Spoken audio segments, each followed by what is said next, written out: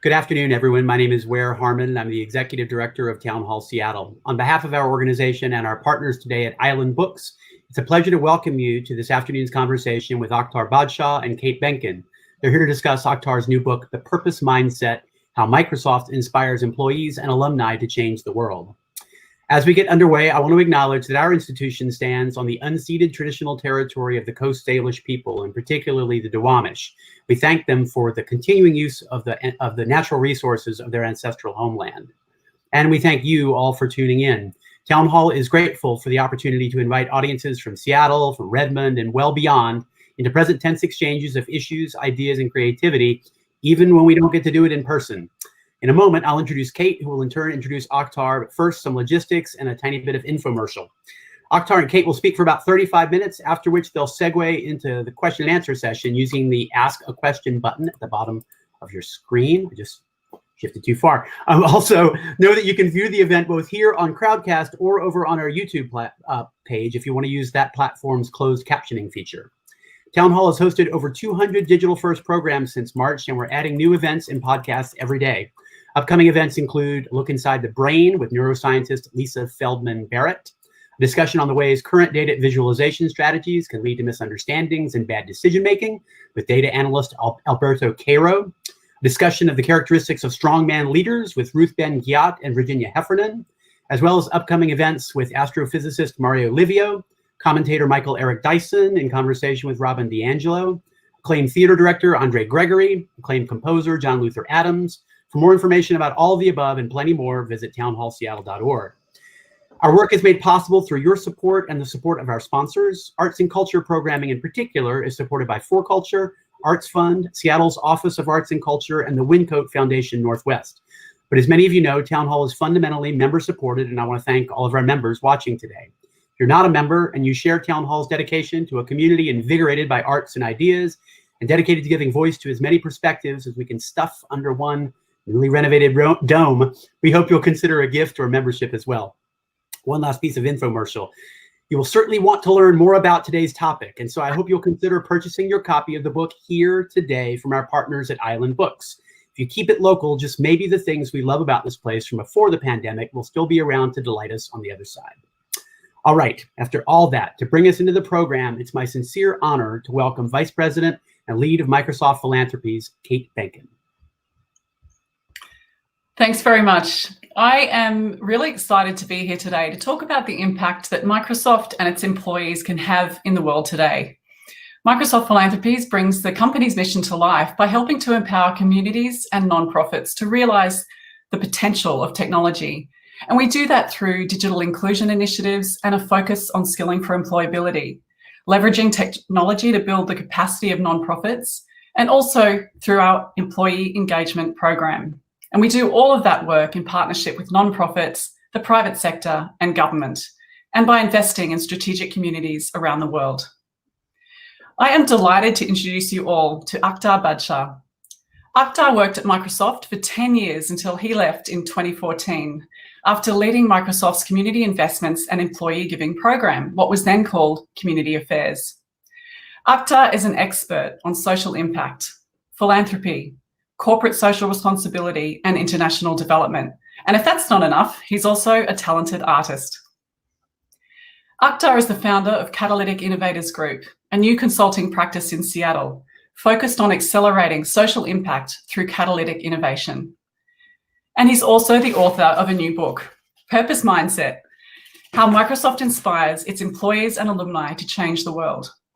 He tells a great story, and he tells the inside story of how Microsoft's culture of giving started and how it has evolved and grown over the years. He shares powerful insights from Bill Gates' mother, Mary Gates, Satya Nadella, Brad Smith, and many others. Akhtar, welcome. Kate, thank you so much. And it is such it's a delight to be at the town hall. It's one of my favorite buildings in Seattle, and I've always loved going there. So Ware, thank you so much for hosting us, and Kate for this session. I greatly appreciate it. It's and for everyone that's joined us today, this afternoon. No, Akhtar, it's such a pleasure. You tell the story in your book of how Microsoft's culture of giving started and why it started. And you talk about the people who cultivated and nurtured it along the way, and also incredible stories about people who were influenced and inspired by the power of the purpose mindset and went on to develop their own amazing philanthropic endeavours. But can you take us right back to the beginning? How did this all start for Microsoft? So thank you very much. Just as a preamble to that, I got excited about Microsoft and what was happening with its employees and the employee giving campaign in 1993. And that's when my wife joined Microsoft on the East Coast, and I would watch from a distance this crazy October and everybody getting excited about it. When we landed in Seattle, because she moved to Seattle in 1988, I started seeing up front what was happening. And there were all of these rumors as to how it started. And there were all of these urban legends that, how the philanthropy program got created. So I was always interested in trying to find out why this happened and that there is a story here. Also, when I joined, it became very clear that the company's impact was more than its technology. It was its people. And what people actually did in the community. And I felt that that was why we needed to tell this story. And I started talking to people. And of course, I did not have the opportunity to talk to Mary Gates because, she was not with us at that time when I came into Seattle. But I did get to talk to a number of other people, including Bill Sr., Bill Newcomb, who became the first chief legal officer for the company, obviously with Brad Smith, Satya Nadella, Bill Gates. And what is very clear is that a moment in time, which Bill's mother, Mary Gates, got started by asking Bill to just have an employee payroll deduction effort, where employees could just get their donations deducted every month. There wasn't even a match. It was just payroll deduction to United Way. And that raised $17,000. And that's really what became the genesis of this work. However, the moment could have just remained that. Bill Newcomb gets hired as the chief legal officer in 1985. He comes in and asks Bill Gates and John Shirley, who was the president of that time at the company, to not only be in charge of legal affairs, but to be in charge of government affairs, industry affairs, and community affairs. And I understand why government affairs, because our business was increasingly focused on servicing governments around the world. Industry affairs, because the software industry was becoming an industry with associations, etc., and Microsoft needed to participate in it. But community, I just didn't understand. And Bill Newcomb basically said that here were these young 20-something individuals from around the world working extremely hard, but they will establish at some time roots in this community. They will get married, they will have children, and there has to be a way for them to know what's happening in the community so that they can participate. And that became the genesis of the Community Affairs program. And he asked Bill and John Shirley to create a matching gifts program, in which then Bill agreed to do that. And that became the start of what has been a 37-year journey.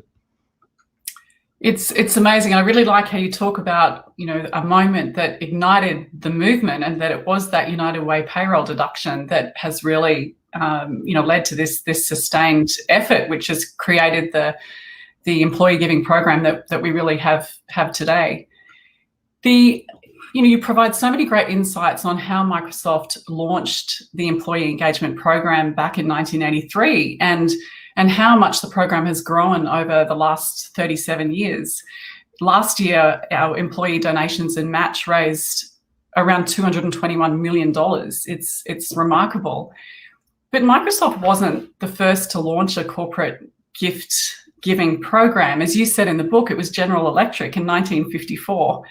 So what was so unique about the program that Microsoft started 37 years ago? And why did you choose to write this book? So, I mean, obviously I didn't really go in and interview and study other programs and their genesis.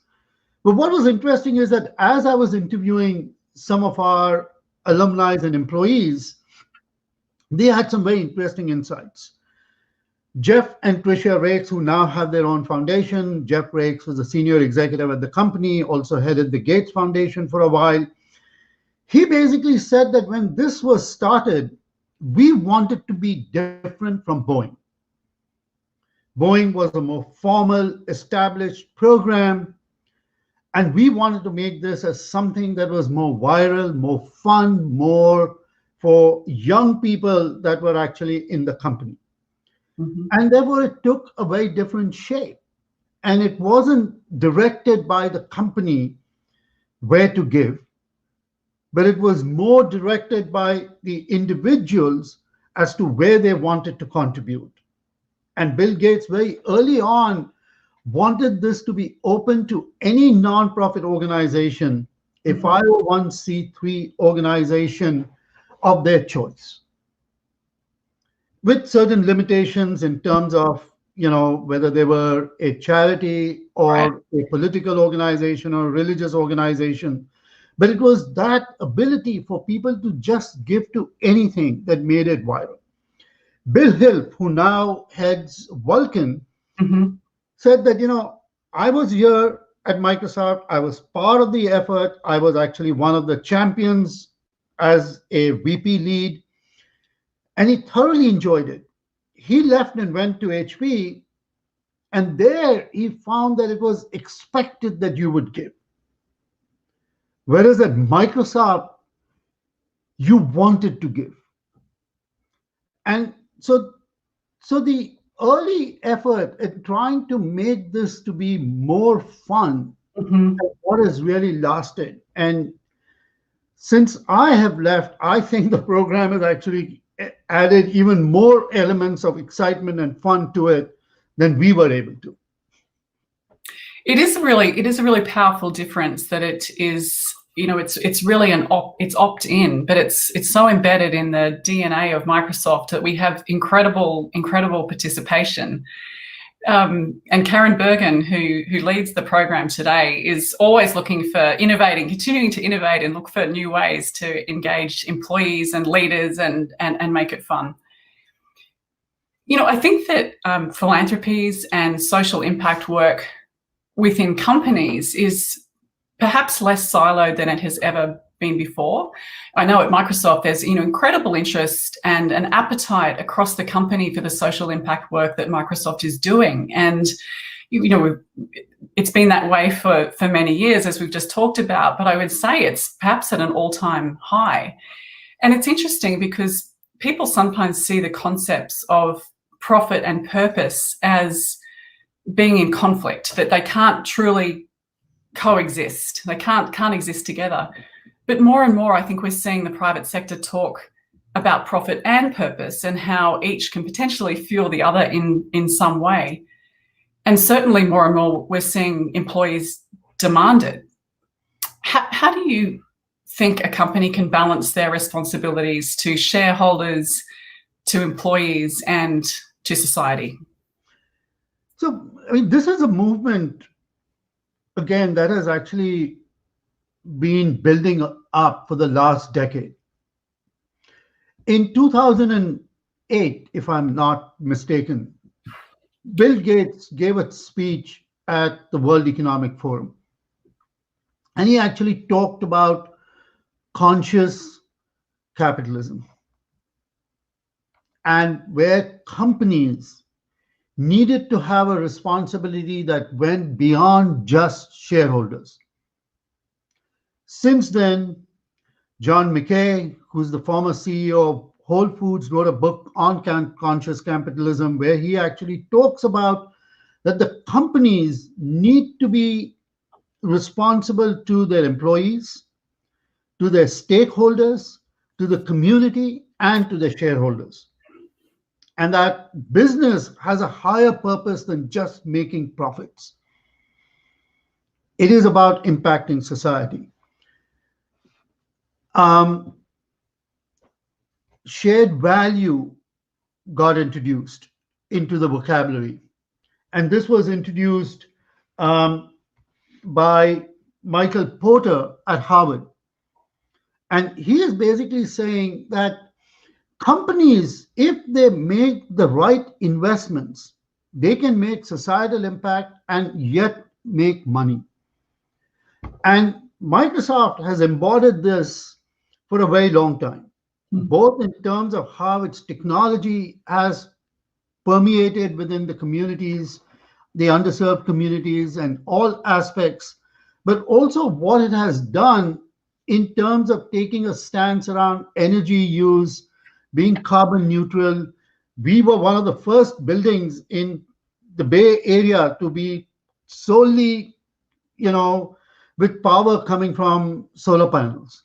And this was even before people started talking about being carbon neutral. So the company has always been ahead in some aspects. Today, last year, the Business Roundtable in August said companies are no longer just beholden to their shareholders, but have a responsibility to society and introduce the terminology purpose. Satya Nadella is a big, believer in this. He's been reading Colin Myers' work, who's a professor at Oxford, who's got these principles of purpose and profits. So it's becoming more commonplace for senior executives in companies to talk about purpose. However, I also want to make sure that it is not just a label that the company puts on, but there is a long tail of how purpose gets activated. And the only way it gets activated is that if you give employees the opportunity to cultivate their purpose. And that's the story that I'm telling in the book. Your book profiles a number of people whose stories really capture their journey from thriving in a highly competitive business environment to thriving in the social impact space. This idea, you talk a lot about the idea of how a growth mindset leads to a purpose mindset.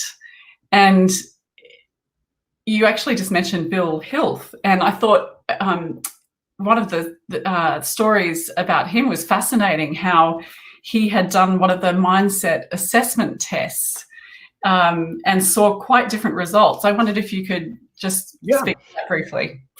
So Bill, he was leading a major business for Microsoft. He was flying all over the world, hyper competitive, totally in the shoes of Steve and Bill in terms of wanting to be a A-type personality. And part of his trip around the world, last stop was Manila. He's an athlete, goes for a jog, gets lost in the slums, in the barangays of Manila, lands up in a place where kids were playing basketball. And he started playing pickup basketball, and they basically created a ball out of just stuff. And at that time, he basically decides that he's going to send these kids basketball. So when he came back, he literally broke into tears when he saw what little resources these kids had. And he created this program around building capacity of these kids through basketball. But his first instinct was the growth mindset. I got friends at Nike. I'm going to call up Nike. I'm going to get 200 basketballs and I'm going to ship it to Manila. And that's what he did. Of course, the next thing that happened was the kids sold the basketballs and the shoes for money, because that's not what they wanted. And that's when he suddenly realized that he needed to go much deeper. And through that journey, the next time he actually took his assessment test, he went from a red to a yellow. Right. And, he said, no, that's wrong. I'm a red. And they said, you can't fake these tests. You can't. So your personality is changing. And what he realized, that he started developing empathy. And that, to me, is a very interesting way to kind of think about where today he still leads a business for Paul Allen, the co-founder of Microsoft. And it's not just Paul Allen's philanthropy, it's all of his companies. So he is constantly toggling between growth and purpose. Yeah, that experience at Microsoft kind of helped him do that. Yeah, I thought that was just such a powerful example of how the growth mindset can lead to a purpose mindset and really change your mindset. But you've got so many amazing stories of employees and how they develop their very own purpose mindset. Can you share one of your favorite stories with us? So one of my favorite stories is of Roberto D'Angelo and Francesca Fedeli. They came to meet me. Well, actually, I'm not sure they came to meet me, but they came to Microsoft in July of 2014 as I was getting ready to leave. And they had come because Satya Nadella had that time introduced the hackathon, and they had come to participate in the hackathon.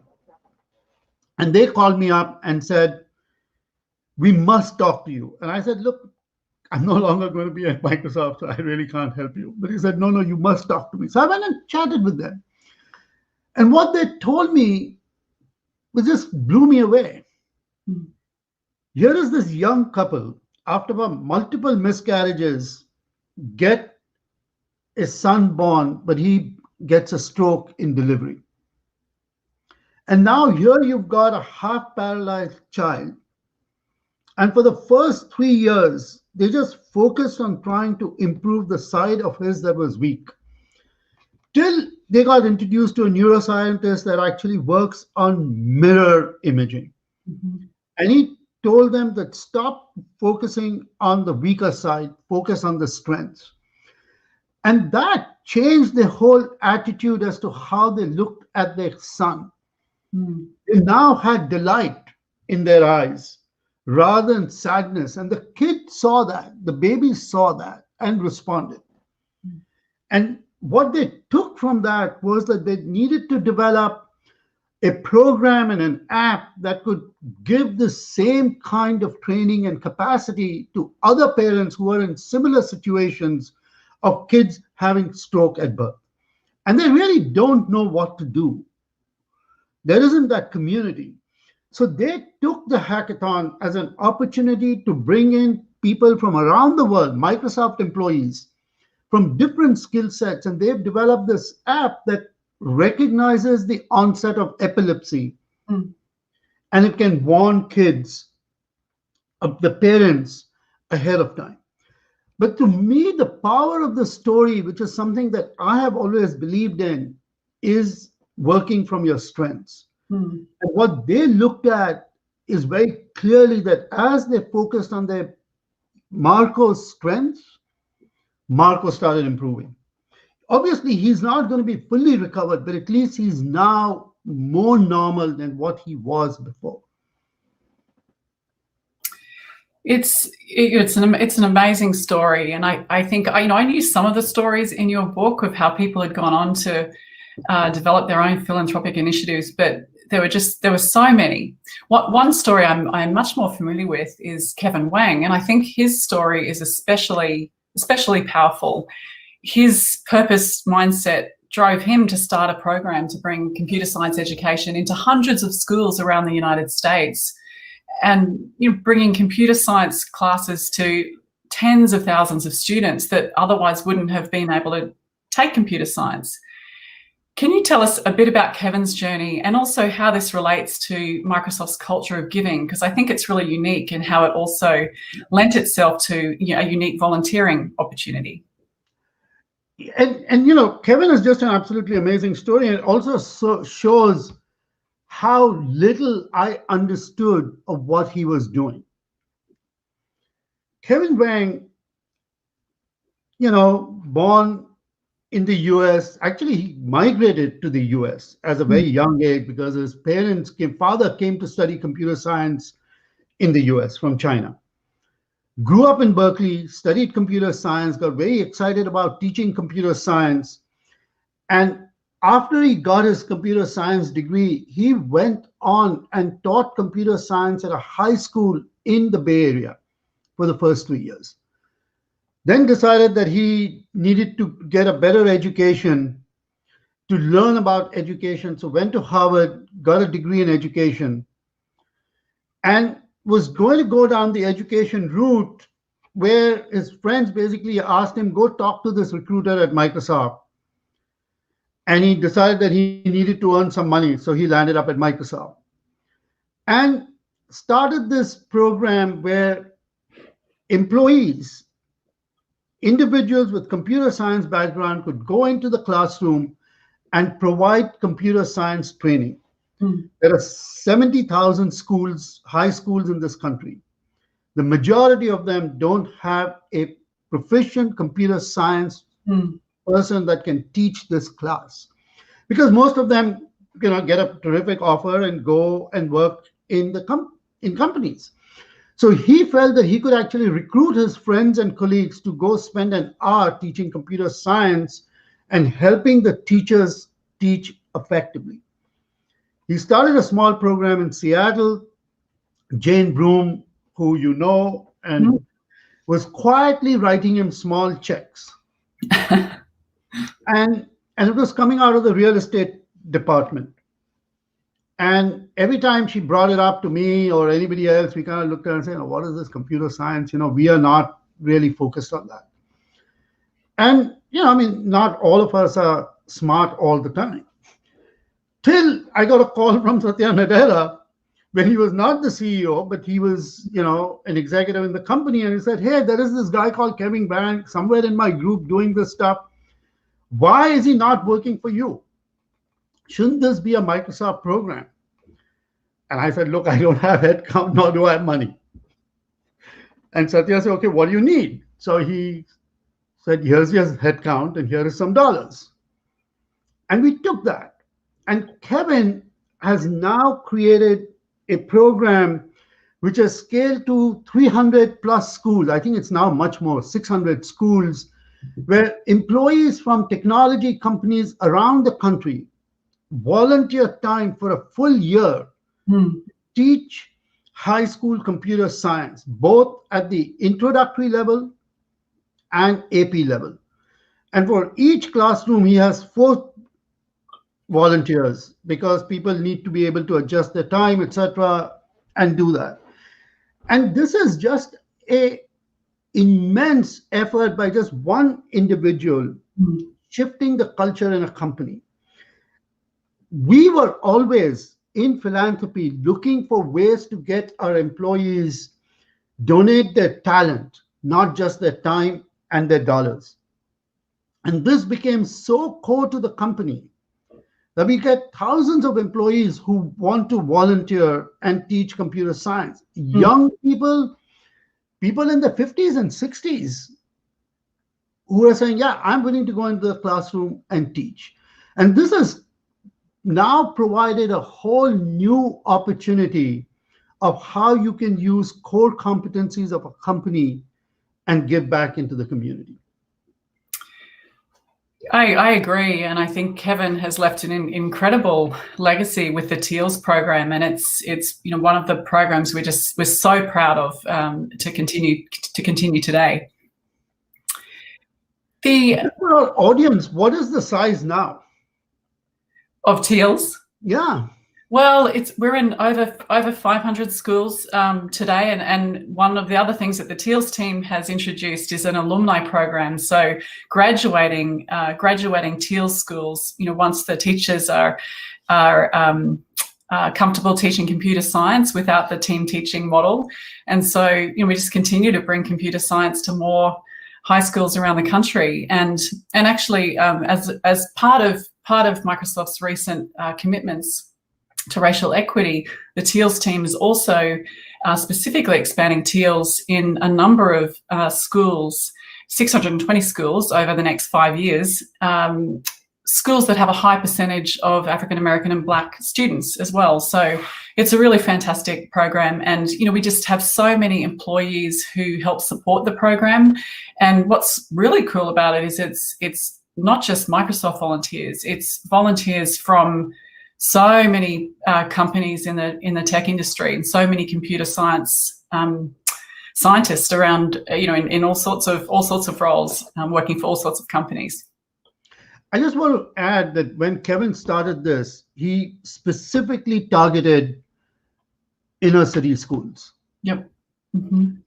And almost everywhere, as Teals has increased, it's been in public schools, schools with low resources. Mm-hmm. And one of the things that was fascinating is that as much as we focused on empowering girls in computer science through Girls Who Code and all sorts of other programs, Teals has thousands of girls who actually take computer science. The enrollment of girls in the computer science program in Teals is over 25%. Mm-hmm. African American and Latino kids is over 35%.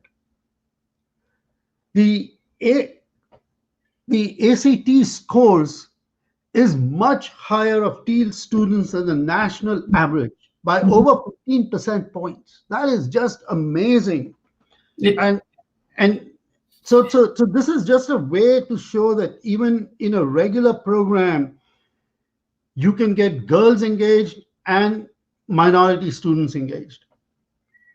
Absolutely, and I think Teals has also now expanded into more rural schools across the US as well.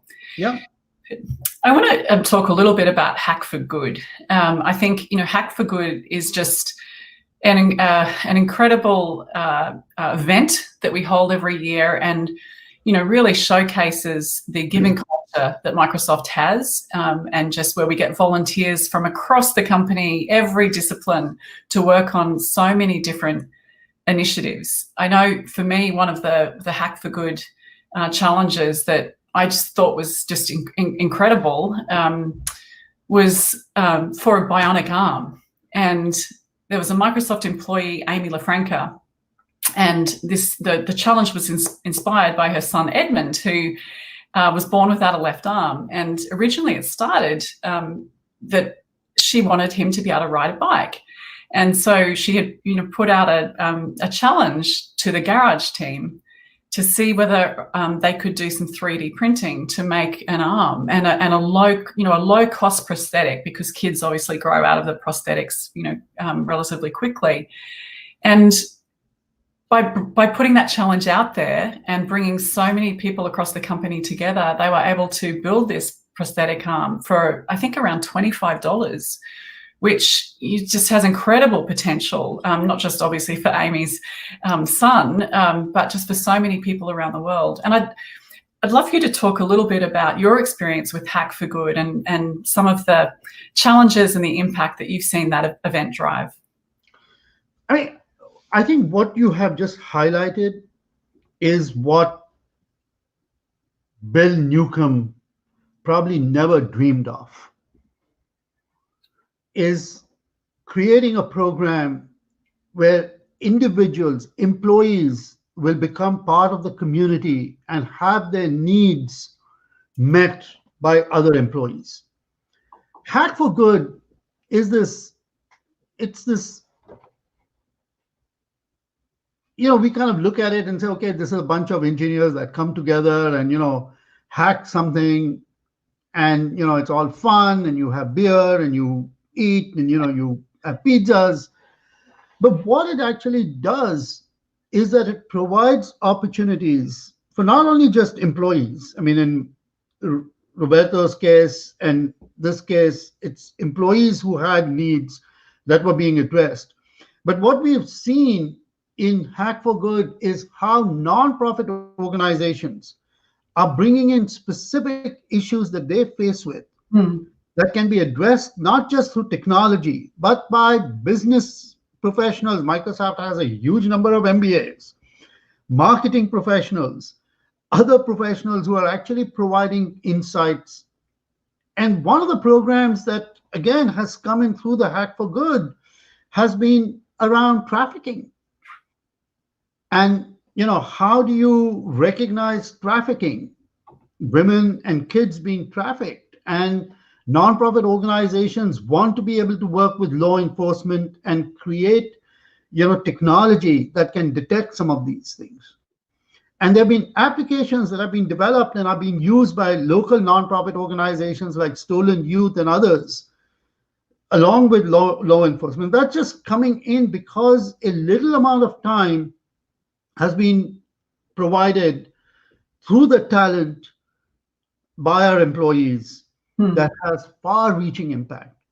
And this is something that is happening around the world, where it's not just a localized solution that gets looked at, but it can be a global opportunity. I also want to kind of, as much as we talk about talent being used, I think volunteerism has its own benefits. I know so many senior executives of Microsoft who just wanted to go to the children's hospital and just sit there for 2 hours and reading to kids. They didn't want to use their mind to solve any other problem. And as Brad Smith put it, philanthropy is not about giving to others. Philanthropy is about giving to yourself and making you a better person. And I think that's what Microsoft's employee engagement program has done, that it has been able to inculcate purpose in the individuals and create impact in society. And slowly it is actually moving individuals on this path from generosity to empathy to compassion. And the more we do that, we actually create a community that is breaking down traditional barriers. And that's what has happened as Microsoft. The traditional barriers of differences between people got broken down because they came together to volunteer. Cultivating a purpose mindset, and as you said, ultimately creates value for individuals and employees, for society, and also value for the business. You talk about the purpose mindset as a framework. Can you say a little bit about that and how people can put this into action today?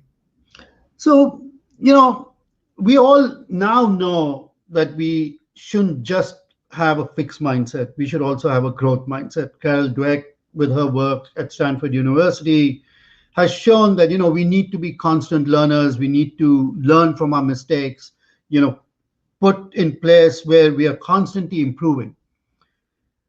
And all of that is great.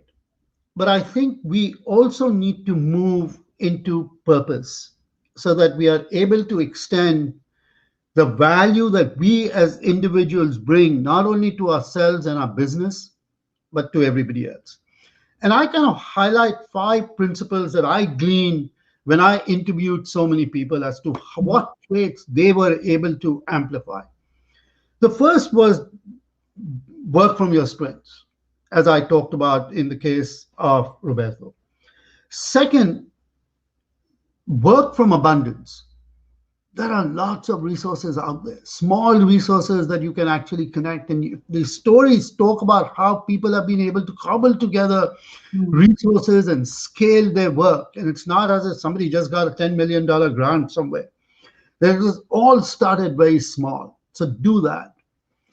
Third, focus on not just being efficient, but being effective. Right. What is it that you want to do versus doing the right doing things right versus doing the right thing. And if you can figure that out, then you've actually got an area that you feel most compelled to give your time to. And that's where your purpose starts getting ignited. Fourth, focus on not creating organizations, but creating movements. Organizations will come, but movements are where you're actually bringing a large number of people along with you. And the only reason people will come along with you because your vision reaches their higher purpose and allows them to fulfill their purpose also. Code.org, Hadi Partovi quickly realized that it was not about himself and Code.org, but it was these thousands and thousands of teachers that were actually coming there to train kids to use computers. And it was all about these teachers and the kids and not about the organization. Same thing Salman Khan has done with his work of the Khan Academy. It's all about the kids and the parents that want to learn and not about Salman Khan and the Khan Academy. And finally, this journey from being focused on the me to the we. And that comes about if you start becoming more purposeful through being empathetic and compassionate. And I think if you can pull these 5 together, then you yourself are going to be enriched and would leave back something to make the world a better place. I thought the how you talk about the concept of a bridging network was fascinating, and I thought about that a lot in connection with COVID and what we've all been experiencing over the last year. I think there has been nothing quite as unifying as a global pandemic, and if there is a silver lining, what we've seen is just an incredible energy, both internally across the company, but also externally, for people to partner in new ways and come together in new ways to help provide some solutions. But can you just talk a little bit about how you think about this concept of a bridging network, and how does it connect to purpose?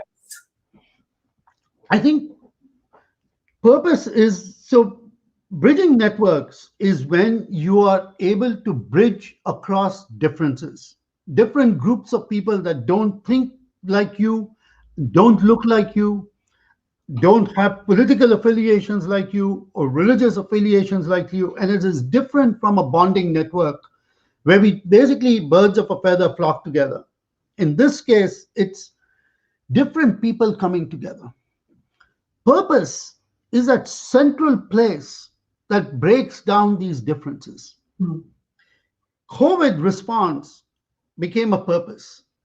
Very early on, there was a 1 million mask challenge issued by one of the healthcare institutions in the US. And thousands and thousands of people from around the country came together to sew masks. They self-motivated themselves, and it was not just 1 million masks, but you got tens of millions of masks that were actually produced by these people. That was a bridging network. So in this time where we are so divided, companies play a central role in driving purpose so that we can slowly bridge across different networks and create a place where we are looking at the common good of society and not just our individual good. The book presents this roadmap of how any company can drive a purpose mindset that benefits all stakeholders, from investors to customers to employees and society at large.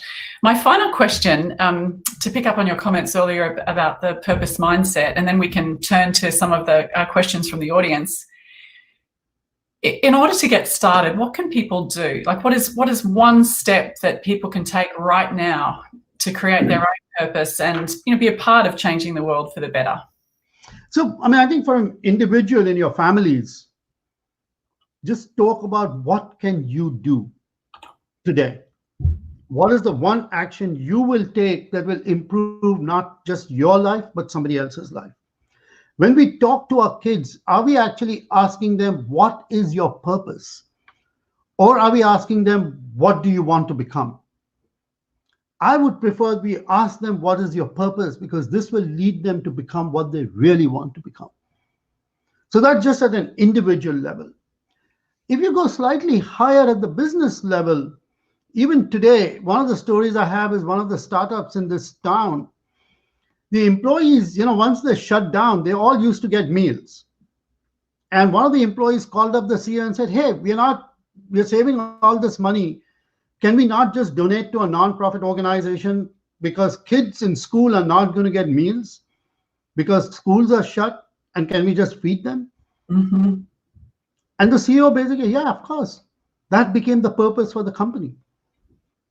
Now today, they've actually, since that time, and with Black Lives Matter, they have now said, we're going to give a week off for people to do what they want to do to help the community. Focus on Black Lives Matter, focus on voting, focus on educating yourself. Take a week off, but make sure you make an impact in the community. So it's these little things that you can do even in your own companies by just raising the profile of the issue. Heads of companies are also humans. They're also looking for a way to make a difference. Their daily life is consumed with generating revenue. You can help them also put on a different lens. Well, thank you, Akhtar. And I think we have time to take one or two questions from the audience. So one question we have here is perhaps one I can answer, and that is, what has Microsoft done in the community in response to COVID?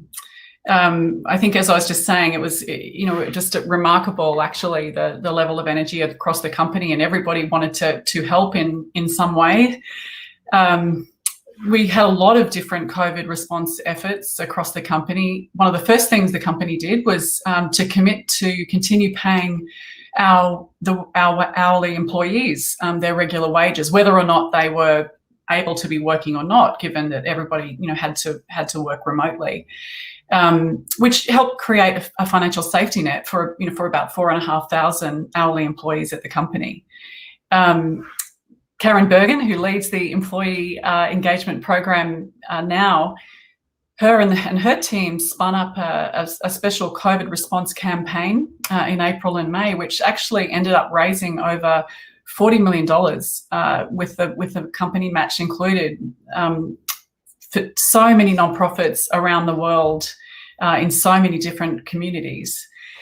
And we did a lot of other things as well. In Washington State, particularly, we donated to a number of different funds. So the King County COVID-19 Relief Fund, the King County Arts and Culture Relief Fund, the All in Washington Relief Fund.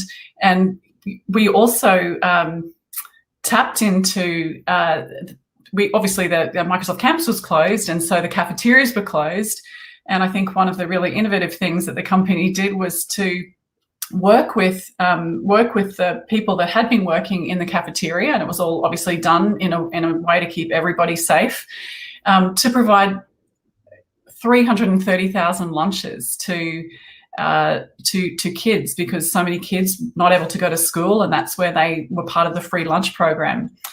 So it was things like that. And we also, in Philanthropies, working across the company, we've seen that there's so many people out of work as a result of COVID. And so back in June, the company announced a commitment to help skill 25 million people to get the skills that are needed for in-demand roles today. And we did that working really closely with LinkedIn and GitHub. But that's one of the digital inclusion efforts that we're really focused on, that is really largely a COVID response. So, lots of different initiatives. And I think, one of the things I talk with the team about is there was such an urgency to respond to COVID.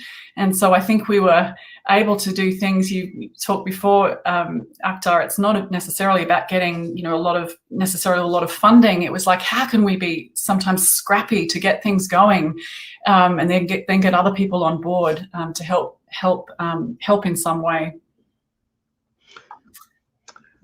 There are lots of questions there, and there's one with 5 votes, and maybe I'll take a first crack, and then you might want to take a second crack at it. It says, what kind of accountability structures does Microsoft have in place to ensure that their philanthropy actually addresses the needs of underserved communities, as opposed to simply reinforcing the non-profit industrial complex? And I think that this is very important. I always got asked this question by journalists, that what is the difference between you and a drug pusher? Are you just selling your software to poor people? And it would always disturb me when I first got asked these questions, but eventually learned how to really think about the best way to answer them. And here is one way to look at it, right? The philanthropy program looks at its investments by ensuring that you're actually going into the community and working with the nonprofit organizations that are helping the underserved community to get into the workforce. Right. My example was, I was in Santa Clara when I was asked this question. And Santa Clara and San Francisco is actually quite a big hub for the refugee population. Refugee resettled happens there, in Seattle and other communities. And one of the programs we had was one of these organizations that were building capacity of refugees. And they were getting them trained to use technology and then get them into the workforce. I took this journalist there and I said, you ask them that question. What is the impact of this support to the nonprofit organizations? And there were Somalis, Iranians, other community members who were all looking at this and saying, this is my only ticket to get into a place where I can then lead an American life and not be a burden on society. So I think the accountability comes from not doing this as a PR, but by doing this as recognizing a need and servicing that. And I think, Kate, you just referenced to that with what you have done with the scaling up of the digital education program. Right, and I think it is a really good question, and it's something that we have been thinking about a lot. And in your book, Akhtar, I think it's when you were talking about John Wood, who started Room to Read, and he said the most important lesson was making sure local people are involved in everything. And we're very focused on how can we have community more at the table as we're thinking about our programs and designing our programs. We have recently launched a community skills grants program, providing grants to community nonprofits that are both led by and serving African American and Black people and communities across the US. And designing that program, we did that with community at the table, so community leaders, across the US, and it was something that we hadn't done it in quite that same way before, and we've really learnt a lot in thinking about how we can take that same approach to more of our work. But I also think about an initiative that we have, TechSpark, which is actually we're having it's the 3-year anniversary of TechSpark this week, and TechSpark was all about helping to foster local economic development and job creation in rural areas, communities in the US and smaller cities.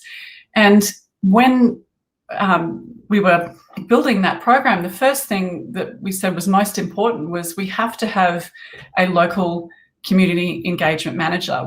And that was the first thing we did, is hire a local community engagement manager in each of these TechSpark locations. And it was somebody who was, on the ground, was from the community, had all the, the strong relationships, so that they became our eyes and ears on the ground so that we can understand both the opportunities and the challenges. And I don't think TechSpark would be the program that it is, or would have driven the impact that it has, if we had tried to do it sitting here in Seattle. So I think it's a great question, and I think it's a lot of it is making sure that you have your community and beneficiaries at the table. I know we might run out of time, so I want to just add one plug for my book, if I may, Kate. Of course. So, as Vera said before, if you're interested, please buy the book. We'd greatly appreciate it. Buy it from Island Books. I will sign the book and personalize it for you. That gives me the opportunity of not having a live event where I can actually, after the talk, sit and sign books for people. So this actually allows me to support both our local booksellers and also get you a signed copy. It can be a great holiday gift for you. Well, but of course, you can buy it anywhere you want. Well, I've got my signed copy, Akhtar. Thank you. But it's been a delight to spend time with you today, Akhtar, and thank you for sharing your purpose with us and writing this book. It's a really great story for all of us at Microsoft. I think for prospective employees, Microsoft employees, to really see how deeply entrenched giving has always been in our company's history. And also for anyone that's curious about developing their own purpose mindset. So Akhtar, thank you very much. It's been a pleasure. Thank you very much. And, thank you to Town Hall Seattle, one of my favorite institutions. Please become a member if you're not already. You get to hear fascinating conversations like this. Thank you so much, both of you, Akhtar and Kate. I'm going to very, very quickly say that we booked this program because we can firsthand testify to the impact that Microsoft, both collectively as a corporation and individually through the folks who served on our board or made contributions or participated in programs or played in the Puget Sound Symphony Orchestra, all the many ways that Microsoft has directly impacted Town Hall. The other thing we like to do is to shine a light or to open a window onto the sort of inner workings and the inner thought processes of major local institutions. And this, for both of those reasons, has been a fascinating and inspiring conversation. And I also, frankly, reflecting on the value of purpose, the unifying potential of purpose in this moment, beyond even how it's utilized at Microsoft, is something I'm going to carry away. So thank you both for inspiring us with this conversation today. And I get to make still one final plug. Island Books are good people, darn it. And there's that buy the book button. It's so convenient. It's right there. And I hope you will consider viewing that just now, because I'm about to myself. Akhtar, Kate, thank you so much. And we will see you all again very soon. Bye-bye.